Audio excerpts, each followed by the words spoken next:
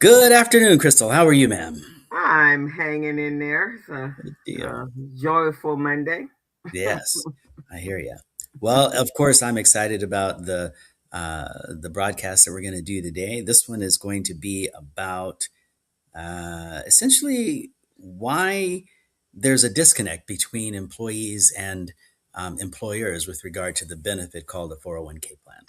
So, without further ado, and I did it again. Hold on.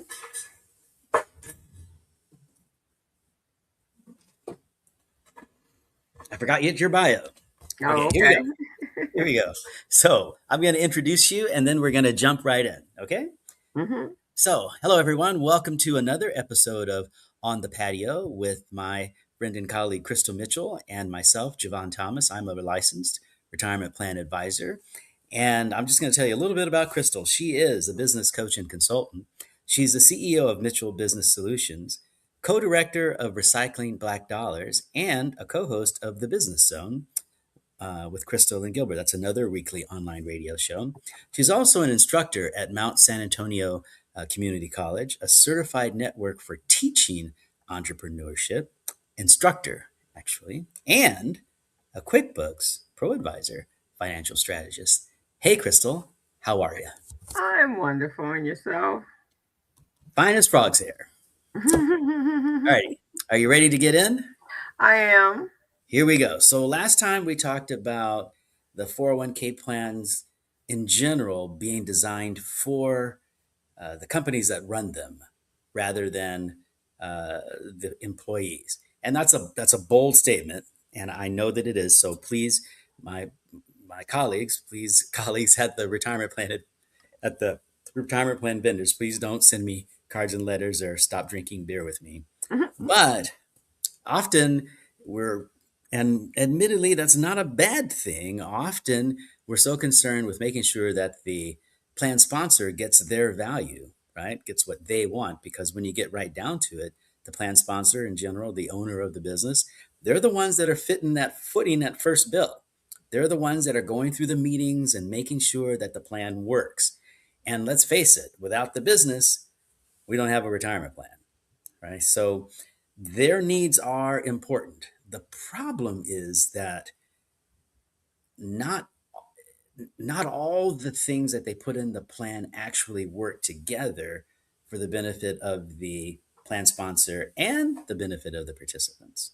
Does that make sense? hmm So we have a situation where the plan comes in, the HR department decides to, um, tell the participants about the plan, and the HR person and the owner, they see a benefit, right? Maybe there's going to be a match. Maybe just the opportunity to take money out of your check that you set, just the opportunity to do that is a wonderful benefit. Just providing the plan is a wonderful benefit. But when employees see that, they often see reducing my take home pay. mm So no matter how much the plan sponsor and the what do you call it? The HR person tries to say how much of a benefit this is, they keep talking about saving for retirement and all this kind of stuff. And all the employees hear is, you cut my pay, hmm right? So HR sees a benefit, the employee says, you cut my pay. And this comes up in a lot of ways. Often I talk with young people, or sometimes not necessarily, and they say to me, I can't afford to put this money into the 401k. I can only put in what I'm going to match, right? Yeah. And often we know that's really just not that true. Or they decide, you know what, I'm only going to put in what the match is, because they don't really feel that it's really their responsibility to Mm. save for retirement, right? So that's kind of the way it is. And so if we take a look at what's really happening in the minds of the employee, they're seeing their first experience with a 401k plan, it's a loss. You Yeah. know, they put money in, they sign up. They sign up because their employer told them it was a good idea. They Right. sign up, and next thing you know, money's coming out of their take home pay. Heaven help them if they've never had a Roth IRA before, because at least with the traditional 401k, that money comes out pre-tax. So, they can look at their paycheck and say, oh, I contributed X amount of dollars, but the money that came out of my paycheck wasn't reduced by that because the money came out pre-tax. That would be nice. But so often folks go in for the Roth and they see, oh, I contributed $50. Lo and behold, $50 came out of my paycheck. Ouch. Right? Yeah, exactly. And they Yeah. already on the edge and barely can go from pay if they're already living paycheck to paycheck. So Hmm. $50 may not seem a lot to a very wealthy human being, but it could be catastrophic for the person trying to pay bills and eat. I like the word catastrophic because it certainly feels that way. So, when you get right down to it, when people see a benefit that feels like a loss, even if it's good for them, they avoid it. They don't want to have anything to do with that. And we see that when we talk about outcomes not being what they are. One of the big things that I like to talk about with my colleagues, and especially with um, the participants that invest with us, and most especially with plan sponsors, is outcomes. It doesn't matter how wonderful your plan looks if Hmm. people aren't saving money and they're not reaching their retirement goal. What good is that? Right, exactly. And they're So, so most employees are so far away from retirement. The ones that would really be bulking at the additional money coming, excuse me, out of their paychecks, that they can't see beyond the Friday. If that's when they get paid, they can't see 20, 30, 40 years down the line. Right now I need to buy diapers for my baby.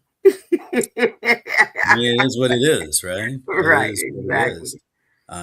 I mean, I still need to go to Starbucks 3 times a week, and I still need to make sure that I buy dinner from wherever place 4 times a week.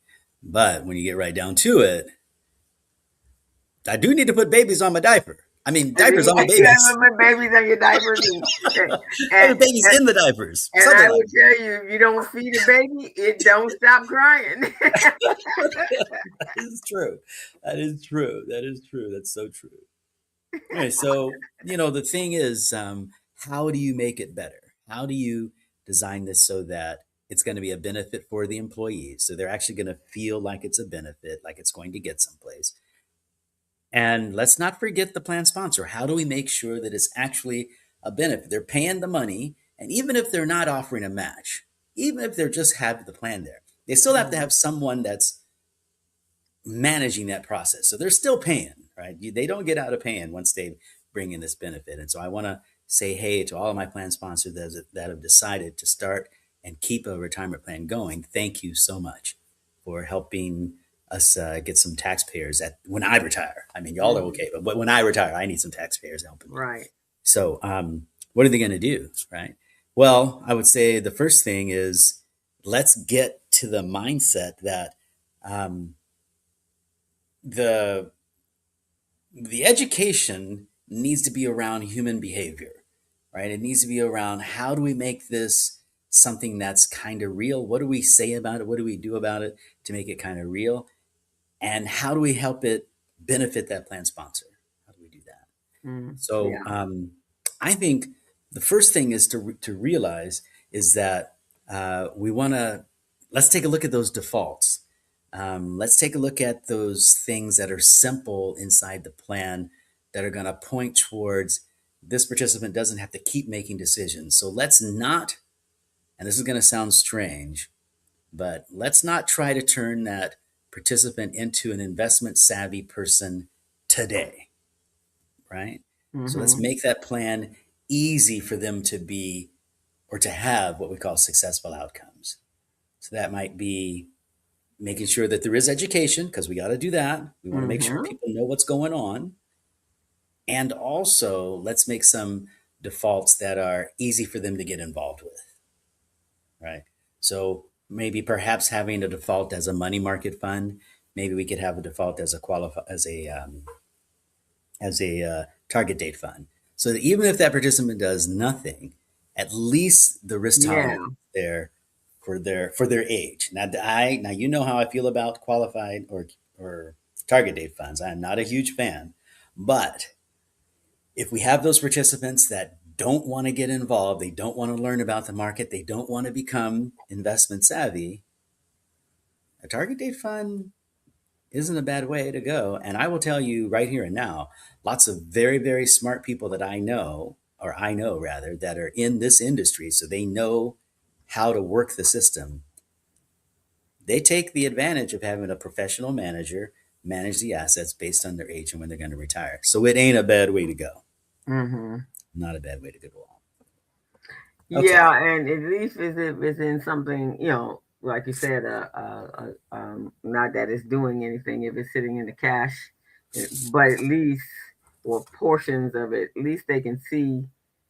It's like a savings account. They understand savings accounts, and they can see it, that the cash is there. Mhm. Not a good idea to take it out, but it's there, right? Yeah. But if it just goes off into, in their mind, never land, yeah, it out of sight, out of mind, right? And Hmm. like, but I could use that right now. Right. Yeah, Not we have to. It's a tough balance. We all have that that delayed gratification. I don't know who thought of it. Whose plan was delayed gratification. It doesn't. I mean, who thought of that? But realistically, we have to think about that. And I think that's one of the reasons why it's so important to talk about all the tools, or at least most of the tools that a large company has, right? hmm Any large company that's a provider, and I'm not saying that you should only go with large companies, I'm not saying that at all. But most large companies that I know of, I'm going to go out on a limb and say any large company that you deal with that provides retirement plans is going to have some type of calendar or calculator. I'm sorry, some type of calculator. So you can say, okay, what's this going to look like 5 years, 10 years down the road? What's this going to look at? Is this going to get me towards the retirement that I want? Or do I need to adjust here? Or am I putting too much in? What have you?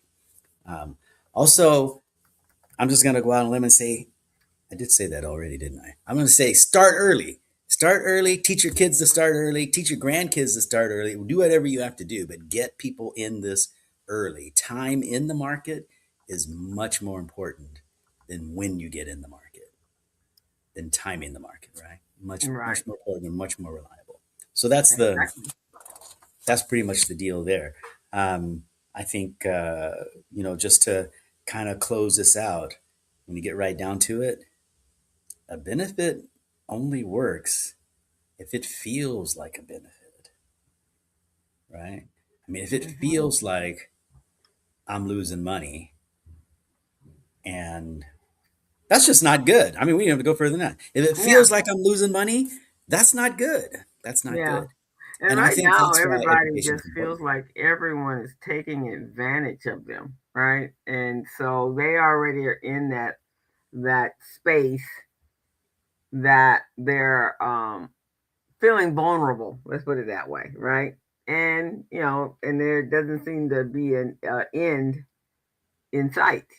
So, I think you're speaking an amazing truth, and perhaps we should do a program about that.